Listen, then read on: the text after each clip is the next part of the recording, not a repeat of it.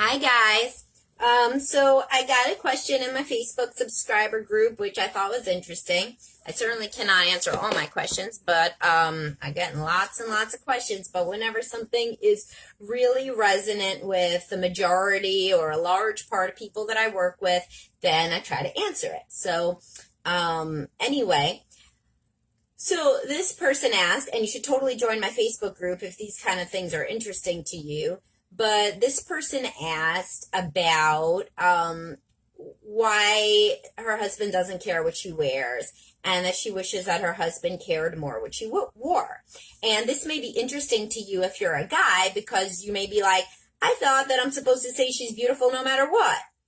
Yeah, you are supposed to say she's beautiful no matter what. And honestly, this is only a thing with preoccupied attachment women, where they want you to care more about what they wear. Avoidant women don't give a shit. If you say that you like something they wear, it's like they won't wear it, like they just do not want to be interdependent in that way at all. It weirds them out. But more preoccupied attachment women are going to want you to have some like special kind of preference about what they wear. And like, why would that be? Because they want to feel that you are actively engaged and caring about them, and they can't understand that like you wouldn't really give a shit about what they wear. To them, it sounds like you just don't give a shit and about like anything. And that may well be the truth, because guys that don't really express much of a preference about what the woman wears, they're in two camps. One camp is they're just kind of like more passive guys that are more laid back and they don't really give a shit about much. And she's hot, or she's hot enough, so kind of doesn't really matter, like what she wears or anything. And these are guys that don't really care what they wear and don't really care about many things. And women go for guys like that when they themselves are like kind of insecure. So they have this safety blanket of knowing that there are never any standards. But then as they get higher in their confidence levels or they age, then it's no longer such a good thing that he has no standards for himself, for her, for his career, for like their kids, for the house, for anything. This used to feel good. And I have a podcast on this. It's titled like, Don't Blame Your Partner for Being Somebody Who You Chose When You Had Lower Self-Esteem. And I think that kind of sums it up. And now there's another kind of guy that doesn't care what his wife wears. And that's not a guy who really doesn't care. It's just that when he says what he likes, she's like disgusted or horrified or disbelieving. So then, what does he care, honestly, if you wear the scarf with the paisley or the scarf with the plaid? He don't give a shit. He doesn't like scarves. He wants you to dress in a sexier way overall, but whenever he says anything like that, you act like he's Mr. Anti-Feminist and you poo-poo it.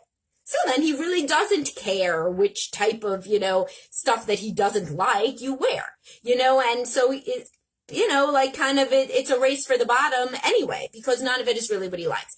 And this happens a lot with lingerie. So men say they want the wife to wear lingerie, and so the wife goes out and gets basically like silk pajamas or something that she's comfortable in. And then she gets mad that he doesn't like it. He doesn't like it because men want lingerie to look slutty. Like, that's like the whole point. So, then he really doesn't like it. He doesn't really care. He'd rather you be naked than wear the thing that you bought that looks like a silk sack. So this happens with this as well. So you got to think about what's really going on here in terms of the man who doesn't care.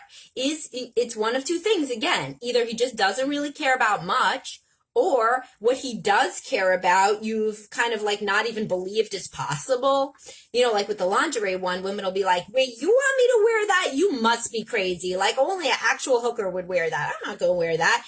And then they just kind of take it out of their mind because they're like, that whole thing's ridiculous. No way. That's not what he really wants. Whenever you find yourself saying in your mind, that can't be what my partner really wants, re-examine that, because that usually means that your biases are making you think that that's not what the man could really want or what the woman could really want, right? Because plenty of women say something like, I wish he would pick the restaurant. And then the guys are like, if I picked the restaurant, she would have a problem with it, so that's not what she really wants. Then I'm like, how many times did you try to pick the restaurant? They're like, 0, because I know that that's not what she really wants. Like, yeah, right? Why don't you actually try to do what the person really wants and then see if that's what they really want? That would be, what I would try if I was your therapist. So then there's like a whole other situation where this speaks to a woman wanting a more alpha husband in general, which is very common. I see this very, very frequently where a woman has fantasized that she wants a more alpha male husband and somebody who has preferences and opinions and gets shit done and, moves like a hot knife through butter through life in general. Yes, some women will divorce their more passive husbands and remarry an alpha and be very happy. But for the majority of women who did not initially choose an alpha, there's a reason why. And the reason is that you like to get your way. And I'm not poo-pooing this, you be you. But if you're a person who wants to get your way overall, but also sexually fantasizes about alphas, then you're putting yourself and your husband into an impossible situation. And you got to kind of know thyself and say, man, if we didn't eat what I wanted, live where I wanted, use money the way that I wanted, if I didn't get to do everything I wanted, then I would be very, very upset and would be fantasizing about a man who lets me do everything I want, which is actually the situation I'm currently in. So maybe I should just tell my husband to try to act more dominant in bed, and that could be something that fulfills this itch, because in reality, I'm the kind of person who wants to get my way. And I talk about this. I have a post that says, like, do you really want to share all decisions with your husband, or are you lying? Because many, many women fantasize about an alpha that, is in control in getting done exactly what the woman wants to be done, which is some bullshit. If you're really with a guy who's more dominant in his personality, he's going to want to get done what he wants to get done. And that's how it's going to go. So if that whole thing turns you on, then sure, go be with somebody else. But in reality, if you are with a guy who does everything that you want, there's probably a reason for that. And it's not because you really deeply want to be told what to do. You may like the playing of being told what to do in the bedroom. So ask him to read my stuff on being more dominant in bed. But there's a big difference between a woman who wants an alpha in the bedroom as part of a fantasy scenario and a woman who wants to be told, actually, that's not where we're going for Christmas vacation. We're going to be going here and here. Also, I have plans on Friday night out with the boys. Also, I've decided to enroll our son in tennis lessons instead of that swimming because tennis is more his jam. Also, most women are getting anxious just hearing about that, but that's how an alpha operates. And that may be the you in the situation. If you're with a more passive man, you are the one who says, here's what we're doing for vacation. Here's what the kids are doing for camp. Here's what I've enrolled this one in. Here's what we're doing with the money this time. I also think we should be saving up for that. And if that's you, then own it, own it. Like, there needs to be one person who, it's lovely to say every decision should be 50-50, but that's a sack of garbage, right? That's not reality. Every decision is not 50-50. Most decisions are not even 60-40. Most decisions are like 85-15. And the person who is the more dominant personality is going to get their way.